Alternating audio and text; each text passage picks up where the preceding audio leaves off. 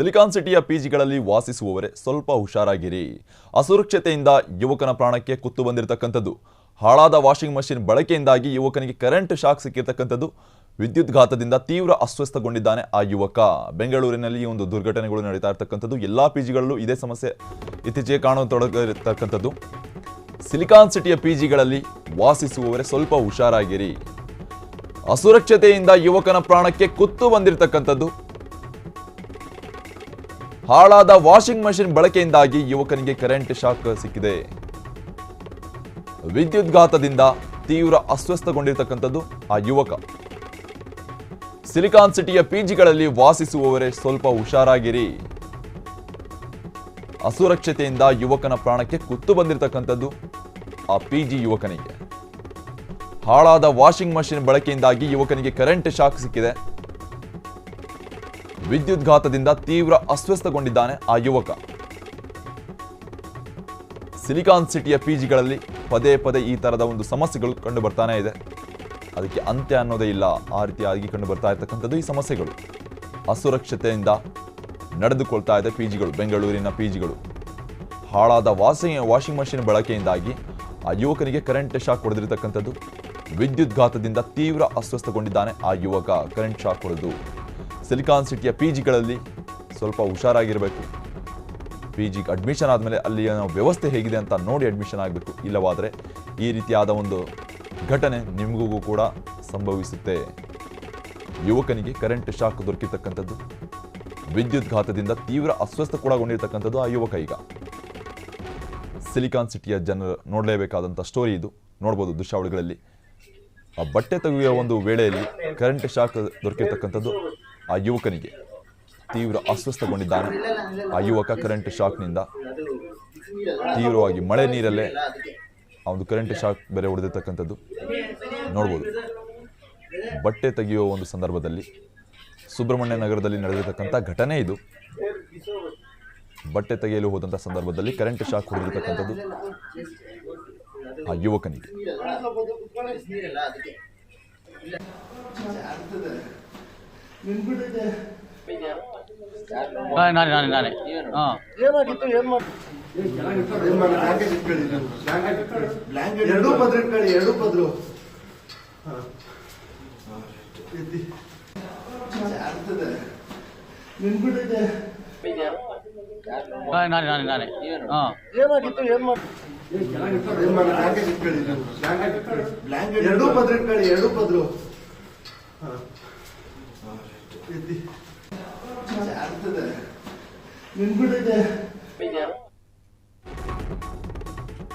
SLV ಪಿಜಿಯಲ್ಲಿ ನಡೆದಿರುವ ಘಟನೆ ಇದು.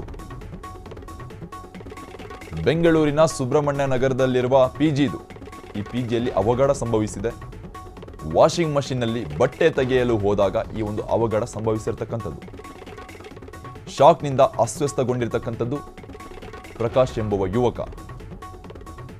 ಕೊಲಂಬಿಯಾ ಏಷ್ಯಾ ಆಸ್ಪತ್ರೆಯಲ್ಲಿ ದಾಖಲು ಕೂಡ ಮಾಡಲಾಗಿರ್ತಕ್ಕಂಥದ್ದು ಹೆಚ್ಚಿನ ಚಿಕಿತ್ಸೆಗಾಗಿ. ಘಟನಾ ಸ್ಥಳದಲ್ಲಿ ಪ್ರಜ್ಞೆ ತಪ್ಪಿದ ಸ್ಥಿತಿಯಲ್ಲಿ ಯುವಕ ಬಿದ್ದಿರ್ತಕ್ಕಂಥದ್ದು ಕಂಡುಬಂದಿದೆ. ರೈಲ್ವೆ ಇಲಾಖೆಯಲ್ಲಿ ಪೆದೆಯಾಗಿ ಕೆಲಸ ಮಾಡುತ್ತಿರತಕ್ಕಂಥದ್ದು ಈ ಪ್ರಕಾಶ್ ಎಂಬ ಯುವಕ. 2 ರಿಂದ 3 ತಿಂಗಳಿಂದ SLV ಪಿಜಿಯಲ್ಲಿ ವಾಸವಿರತಕ್ಕಂಥದ್ದು ಪ್ರಕಾಶ್ ಅವರು. ಕಳೆದ 3 ವರ್ಷಗಳಿಂದ ಪಿಜಿ ನಡೆಸುತ್ತಿರುವ ಅಪರ್ಣ ಅವರು SLV ಪಿಜಿಯಲ್ಲಿ ಈ ಒಂದು ಅವಘಡ ಸಂಭವಿಸಿದೆ. ಬೆಂಗಳೂರಿನ ಸುಬ್ರಹ್ಮಣ್ಯ ನಗರದಲ್ಲಿರುವ ಪಿಜಿ ಇದು. ಈ ಪಿಜಿಯಲ್ಲಿ ಅವಘಡ ಸಂಭವಿಸಿರ್ತಕ್ಕಂಥದ್ದು. ವಾಷಿಂಗ್ ಮಷಿನ್ನಲ್ಲಿ ಬಟ್ಟೆ ತೆಗೆಯಲು ಹೋದಾಗ ಅವಘಡ ಸಂಭವಿಸಿದೆ. ಶಾಕ್ನಿಂದ ಅಸ್ವಸ್ಥಗೊಂಡಿರ್ತಕ್ಕಂಥದ್ದು ಪ್ರಕಾಶ್ ಎಂಬ ಯುವಕ. ಕೊಲಂಬಿಯಾ ಏಷ್ಯಾ ಆಸ್ಪತ್ರೆಯಲ್ಲಿ ದಾಖಲು ಮಾಡಲಾಗಿರ್ತಕ್ಕಂಥದ್ದು ಹೆಚ್ಚಿನ ಚಿಕಿತ್ಸೆಗಾಗಿ. ಅಷ್ಟೇ ಅಲ್ಲ, ರೈಲ್ವೆ ಇಲಾಖೆಯಲ್ಲಿ ಪೆದೆಯಾಗಿ ಕೆಲಸ ಮಾಡ್ತಾ ಇರ್ತಕ್ಕಂಥದ್ದು ಈ ಯುವಕ.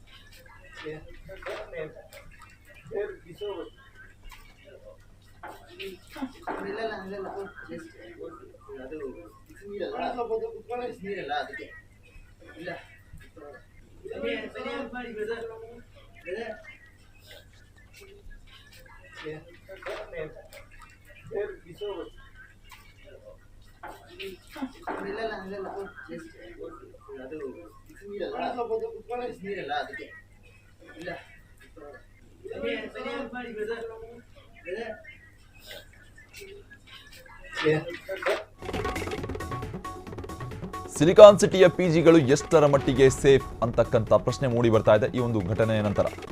ಪಿಜಿ ಮಾಲೀಕರಿಗೆ ಹಣ ಒಂದು ಬಂದರೆ ಸಾಕ, ಸುರಕ್ಷತೆ ಬೇಡವಾ ಆ ಪಿಜಿಗಳಲ್ಲಿ? ಪಿಜಿಯಲ್ಲಿ ವಾಸಿಸುವವರ ಬಗ್ಗೆ ಕಿಂಚಿತ್ತು ಕಾಳಜಿ ಇಲ್ಲ ಯಾಕೆ ಪಿಜಿ ಓನರ್ಗಳಿಗೆ? ಪಿಜಿಗಳಲ್ಲಿ ಆರೋಗ್ಯ ಮತ್ತು ಸುರಕ್ಷತಾ ನಿಯಮ ಉಲ್ಲಂಘನೆ ಹಿನ್ನೆಲೆಯಲ್ಲಿ ಕಳೆದ ತಿಂಗಳು 21 ಪಿಜಿಗಳನ್ನು ಮುಚ್ಚಿಸಿರ್ತಕ್ಕಂಥದ್ದು ಬಿಬಿಎಂಪಿ. ಇಷ್ಟಾದರೂ ಎಚ್ಚೆತ್ತುಕೊಳ್ಳದ ಪಿಜಿ ಮಾಲೀಕರು, ಇಂಥ ನಿರ್ಲಕ್ಷ್ಯ ಪಿಜಿ ಮಾಲೀಕರ ವಿರುದ್ಧ ಕ್ರಮ ಯಾವಾಗ? ಅಧಿಕಾರಿಗಳೇ ನಿಯಮ ಉಲ್ಲಂಘಿಸುವವರ ವಿರುದ್ಧ ಕ್ರಮ ಕೈಗೊಳ್ಳಿ ಅಂತ ಜನ ಕೇಳ್ಕೊಳ್ತಾ ಇದ್ದಾರೆ. ಯಾಕಂದ್ರೆ ಇಂಥ ಒಂದು ದುರ್ಘಟನೆ ನಡೆದಿರ್ತಕ್ಕಂಥದ್ದು ಸಿಲಿಕಾನ್ ಸಿಟಿಯ ಪಿಜಿಗಳು ಎಷ್ಟರ ಮಟ್ಟಿಗೆ ಸೇಫ್ ಅಂತಕ್ಕಂಥ ಪ್ರಶ್ನೆ ಮೂಡಿ ಬರ್ತಾ ಇದೆ. ಪಿಜಿ ಮಾಲೀಕರಿಗೆ ಹಣ ಒಂದು ಬಂದರೆ ಸಾಕ, ಸುರಕ್ಷತೆ ಬೇಡವಾ, ಆರೋಗ್ಯ ಸುರಕ್ಷತೆ ಬೇಡವಾ? ಪಿಜಿಯಲ್ಲಿ ವಾಸಿಸುವವರ ಬಗ್ಗೆ ಕಿಂಚಿತ್ತು ಕಾಳಜಿ ಇಲ್ಲ ಯಾಕೆ ಪಿಜಿ ಓನರ್ಗಳಿಗೆ? ಪಿಜಿಗಳಲ್ಲಿ ಆರೋಗ್ಯ ಹಾಗೂ ಸುರಕ್ಷತಾ ನಿಯಮ ಉಲ್ಲಂಘನೆ ಹಿನ್ನೆಲೆಯಲ್ಲಿ ಕಳೆದ ತಿಂಗಳು 21 ಪಿಜಿಗಳನ್ನು ಬಿಬಿಎಂಪಿ ಮುಚ್ಚಿಸಿರ್ತಕ್ಕಂಥದ್ದು. ಇದಾದ ಬಳಿಕವೂ ಎಚ್ಚೆತ್ತುಕೊಳ್ಳದ ಪಿಜಿ ಮಾಲೀಕರು ಇಂಥ ದುರ್ಘಟನೆಗೆ ದಾರಿ ಮಾಡಿಕೊಡ್ತಾ ಇದ್ದಾರೆ. ಇಂಥ ನಿರ್ಲಕ್ಷ್ಯ ಪಿಜಿ ಮಾಲೀಕರ ವಿರುದ್ಧ ಕ್ರಮ ಮತ್ತೆ ಯಾವಾಗ? ಅಧಿಕಾರಿಗಳೇ ನಿಯಮ ಉಲ್ಲಂಘಿಸುವವರ ವಿರುದ್ಧ ಕ್ರಮ ಕೈಗೊಳ್ಳಿ. ಸಿಲಿಕಾನ್ ಸಿಟಿಯ ಪಿಜಿಗಳು ಎಷ್ಟರ ಮಟ್ಟಿಗೆ ಸೇಫ್ ಅಂತಕ್ಕಂಥ ಪ್ರಶ್ನೆ ಪದೇ ಪದೇ ಕಾಡ್ತಾ ಇದೆ. ಯಾಕಂದರೆ ಪಿಜಿ ಮಾಲೀಕರ ವಿರುದ್ಧವಾಗಿ ಕಳೆದ ತಿಂಗಳಷ್ಟೇ 21 ಪಿಜಿಗಳನ್ನು ಮುಚ್ಚಲಾಗಿದೆ. ಯಾಕಂದರೆ ಇದೇ ರೀತಿಯಾದ ಘಟನೆಗಳು ಮರುಕಳಿಸ್ತಾ ಇದ್ದವು. ಆ ಹಿನ್ನೆಲೆಯಲ್ಲಿ ಈಗ ಮತ್ತೆ ಇದೇ ರೀತಿಯಾದ ಒಂದು ಘಟನೆ ಸಂಭವಿಸಿರ್ತಕ್ಕಂಥದ್ದು. ಪಿಜಿಗಳಲ್ಲಿ ಆರೋಗ್ಯ ಆಗಿರ್ಬೋದು, ಸುರಕ್ಷತೆ ಆಗಿರ್ಬೋದು ಮತ್ತು ಆಹಾರ ಸಂಬಂಧಪಟ್ಟಂತೆ ಯಾವುದೇ ಒಂದು ಸೇಫ್ಟಿ ಇರಲ್ಲ. ಕಳೆದ ತಿಂಗಳು 21 ಪಿಜಿಗಳನ್ನು ಮುಚ್ಚಿಸಿರ್ತಕ್ಕಂಥದ್ದು ಬಿಬಿಎಂಪಿ. ಇಷ್ಟಾದರೂ ಎಚ್ಚೆತ್ತುಕೊಳ್ಳದ ಪಿಜಿ ಮಾಲೀಕರು ಮತ್ತೆ ಈ ರೀತಿಯಾದ ಒಂದು ಸಮಸ್ಯೆಗಳಿಗೆ ದಾರಿ ಮಾಡಿಕೊಡ್ತಾ ಇದ್ದಾರೆ. ಈ ಒಂದು ದುರ್ಘಟನೆ ಸಂಭವಿಸಿರ್ತಕ್ಕಂಥದ್ದು ಬಟ್ಟೆ ತೆಗೆಯುವ ವೇಳೆ ಕರೆಂಟ್ ಶಾಕ್ ಹೊಡೆದಿರ್ತಕ್ಕಂಥ ಒಂದು ಮಾಹಿತಿ ಕೇಳಿ ಬರ್ತಾ ಇದೆ. ಇದರಿಂದಾಗಿ ತೀವ್ರ ಅಸ್ವಸ್ಥಗೊಂಡಿರ್ತಕ್ಕಂಥದ್ದು ಆ ಯುವಕ. ರೈಲ್ವೆ ಇಲಾಖೆಯಲ್ಲಿ ಪೊಲೀಸ್ ಪೇದೆಯಾಗಿ ಕಾರ್ಯನಿರ್ವಹಿಸ್ತಾ ಇರ್ತಕ್ಕಂಥದ್ದು ಪ್ರಕಾಶ್ ಎಂಬುವರು ಬಟ್ಟೆ ತೆಗೆಯುವ ವೇಳೆ ಕರೆಂಟ್ ಹೊಡೆದಿರ್ತಕ್ಕಂಥ ಮಾಹಿತಿ ಹೊರಬೀಳ್ತಾ ಇದೆ. ತೀವ್ರ ಅಸ್ವಸ್ಥಗೊಂಡಿರ್ತಕ್ಕಂಥದ್ದು ಆ ಯುವಕ. ಅಧಿಕಾರಿಗಳು ಇಂಥ ಪಿಜಿಗಳ ವಿರುದ್ಧವಾಗಿ ನಿಯಮವನ್ನು, ಒಂದು ಕ್ರಮವನ್ನು ಕೈಗೊಳ್ಳಬೇಕು. ಇಲ್ಲವಾದಲ್ಲಿ ಮತ್ತೆ ಇದೇ ಥರದಾದ ಒಂದು ಘಟನೆಗಳು ಮರುಕಳಿಸ್ತಾನೆ ಹೋಗ್ತಾ ಇರುತ್ತೆ. ಬೆಂಗಳೂರಿನಲ್ಲಿ ಸಾಕಷ್ಟು ಪಿಜಿಗಳಲ್ಲಿ ಇದೇ ಸಮಸ್ಯೆ ಬರ್ತಾನೆ ಇದೆ. ಆದರೆ ಬೆಳಕಿಗೆ ಬರ್ತಿಲ್ಲ ಅಷ್ಟೇ. ಇದು ಯಾವುದೋ ಒಂದು ಘಟನೆ ಬೆಳಕಿಗೆ ಬಂದಿದೆ. ಆದರೆ ಪದೇ ಪದೇ ಪದೇ ದಿನದಿಂದ ದಿನಕ್ಕೆ ಇದೇ ರೀತಿಯಾದ ಸಮಸ್ಯೆಗಳು ಪಿಜಿಗಳಲ್ಲಿ ಕಂಡು ಬರ್ತಾನೆ ಇದೆ. ಫುಡ್ ಪಾಯ್ಸನ್ ಆಗಿರ್ಬೋದು, ಆಹಾರದ ಸಮಸ್ಯೆ ಆಗಿರ್ಬೋದು, ನೀಟ್ನೆಸ್ ಇರಲ್ಲ, ಸುರಕ್ಷತೆ ಇರಲ್ಲ. ಇದು ಸಮಸ್ಯೆಗಳು ಪಿಜಿಯಲ್ಲಿ ಕಂಡು ಬಂದಿರತಕ್ಕಂಥದ್ದು.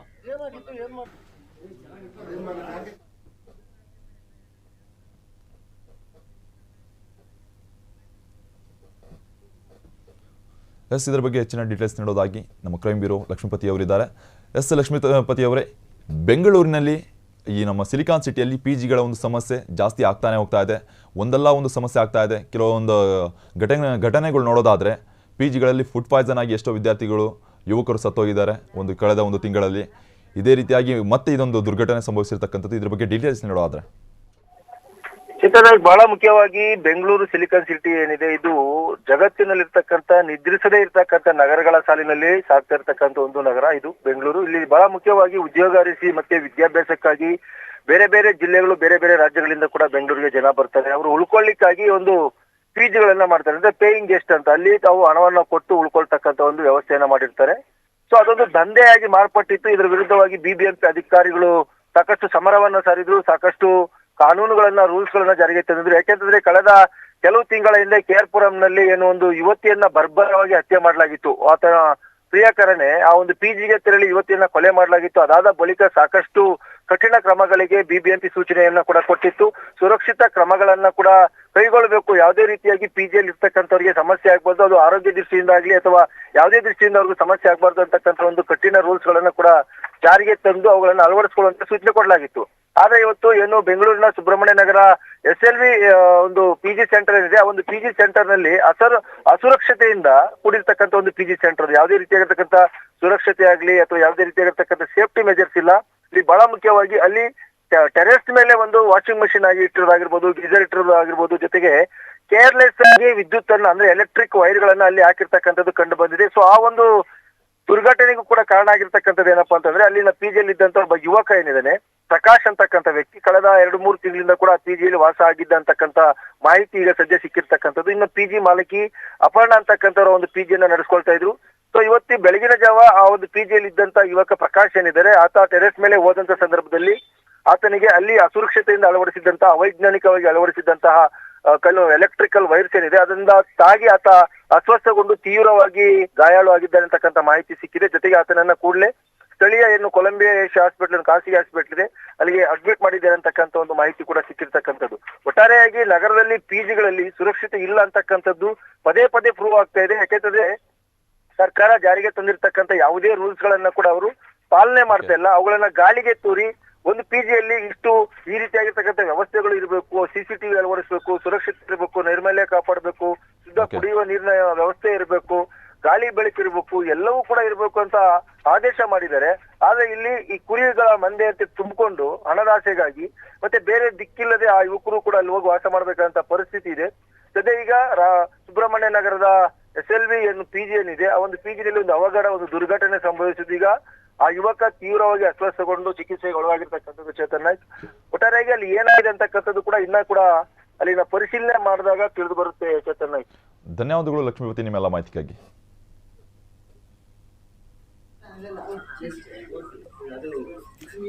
ಈ ಪಿಜಿಗಳಲ್ಲಿ ಸಮಸ್ಯೆಗಳು ಮುಗಿದಂತಿಲ್ಲ, ಮತ್ತೆ ಮತ್ತೆ ಪದೇ ಪದೇ ಮರುಕಳಿಸ್ತಾ ಇರ್ತಕ್ಕಂಥದ್ದು ಪಿಜಿಗಳಲ್ಲಿ ಸಮಸ್ಯೆ.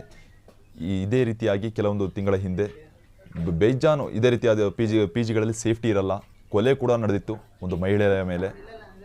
ಈ ರೀತಿಯಾಗಿ ಬೆಂಗಳೂರಿನಲ್ಲಿ ಪದೇ ಪದೇ ಪ್ರಕರಣಗಳು ಕಂಡು ಬರ್ತಾ ಇರ್ತಕ್ಕಂಥದ್ದು. ಈಗ ಯುವಕನಿಗೆ ಬಟ್ಟೆ ತೆಗೆಯುವ ವೇಳೆ ಕರೆಂಟ್ ಶಾಕ್ ಹೊಡೆದಿರ್ತಕ್ಕಂಥದ್ದು, ಅದರಿಂದ ತೀವ್ರವಾಗಿ ಆ ಯುವಕ ಅಸ್ವಸ್ಥಗೊಂಡಿದ್ದಾನೆ. ಯಾವುದೇ ಸೇಫ್ಟಿ ಇಲ್ಲದಂತಾಗಿರ್ತಕ್ಕಂಥದ್ದು.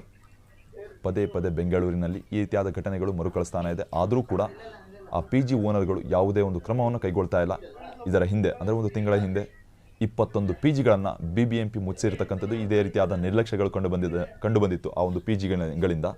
ಆದರೆ ಈಗ ಯಾವುದೇ ಆ ಒಂದು ಘಟನೆ ಸಂಭವಿಸಿದ ನಂತರವೂ ಪಿಜಿಗಳು ಎಚ್ಚೆತ್ತುಕೊಳ್ತಿಲ್ಲ. ಸೇಫ್ಟಿ ಇರಲ್ಲ, ಫುಡ್ ಪಾಯ್ಸನ್ ಆಗ್ತಾ ಇದ್ದಾವೆ, ಸೇಫ್ಟಿ ಇರಲ್ಲ, ಮಹಿಳೆಯರಿಗೆ ಸೇಫ್ಟಿ ಇರಲ್ಲ, ಯುವಕರಿಗೆ ಈ ರೀತಿಯಾದ ಒಂದು ಘಟನೆಗಳು ಸಂಭವಿಸ್ತಾ ಇದೆ. ಆದರೂ ಕೂಡ ಯಾವುದೇ ಕ್ರಮ ಕೈಗೊಳ್ತಾ ಇಲ್ಲ ತಮ್ಮ ಆ ಒಂದು ಪಿಜಿ ಓನರ್ಗಳು. ಪದೇ ಪದೇ ಮರುಕಳಿಸ್ತಾ ಇದೆ.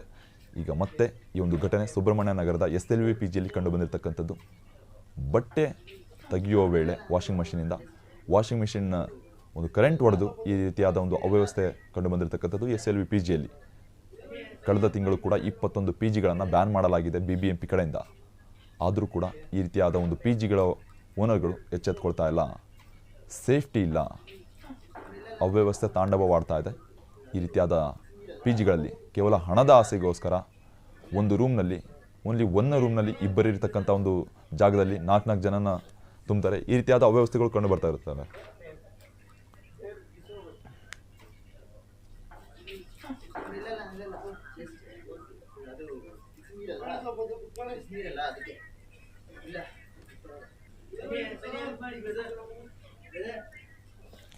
ನೋಡಿ, ಈ ರೀತಿಯಾದ ಒಂದು ಘಟನೆ ಬಗ್ಗೆ ಸ್ವತಃ ಆ ಪಿಜಿಯ ಓನರ್ ಆಗಿರ್ತಕ್ಕಂಥ ಅಪರ್ಣ ಅವರಿಗೆ ಕರೆ ಮಾಡಿದ್ರು ಕೂಡ ಕಾಲ್ ಪಿಕ್ ಮಾಡ್ತಾರೆ, ಆದರೆ ಸರಿಯಾಗಿ ಮಾತನಾಡ್ತಿಲ್ಲ. ಈ ರೀತಿಯಾದ ಅವ್ಯವಸ್ಥೆ ತಾಂಡವವಾಡ್ತಾ ಇದ್ರು ಅವರ ಒಂದು ಪಿಜಿಯಲ್ಲಿ. ಯಾವುದೇ ಕ್ರಮ ಕೈಗೊಳ್ತಾ ಇಲ್ಲ. ಈ ರೀತಿಯಾದ ನೆಗ್ಲಿಜೆನ್ಸಿ ತೋರ್ತಾ ಇದ್ದಾರೆ ಅಪರ್ಣ ಅವರು. SLV ಪಿಜಿಯ ಮಾಲೀಕರು ಅಪರ್ಣ ಅವರಿಗೆ ಸ್ವತಃ ಕರೆ ಮಾಡಿದ್ರು ಕೂಡ ಯಾವುದೇ ಒಂದು ಮಾತಾಡ್ತಿಲ್ಲ, ಭಯಭೀತರಾಗಿದ್ದಾರೆ. ಈ ರೀತಿಯಾದ ಒಂದು ರೆಸ್ಪಾನ್ಸ್ ಕೊಡ್ತಾ ಇರ್ತಕ್ಕಂಥದ್ದು ಅಪರ್ಣ ಅವರು.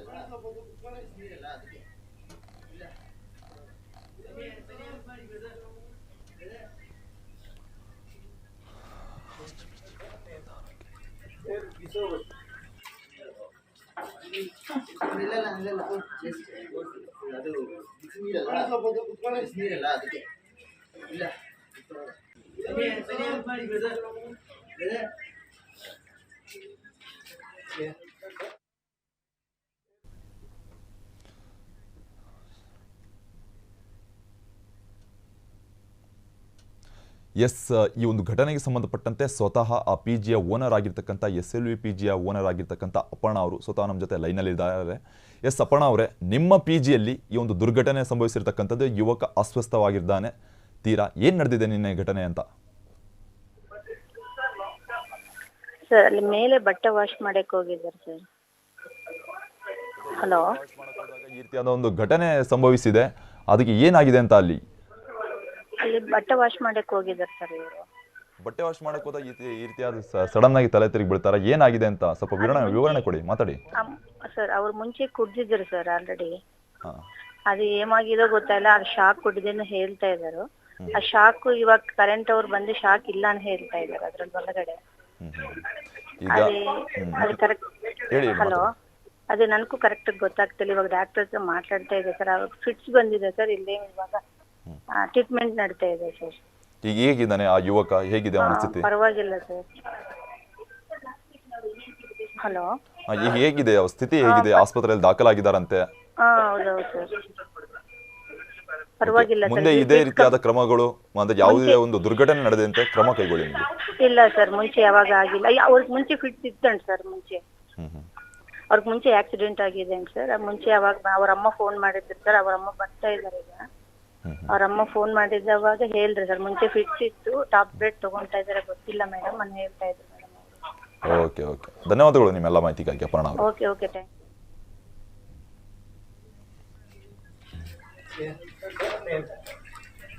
ಯು.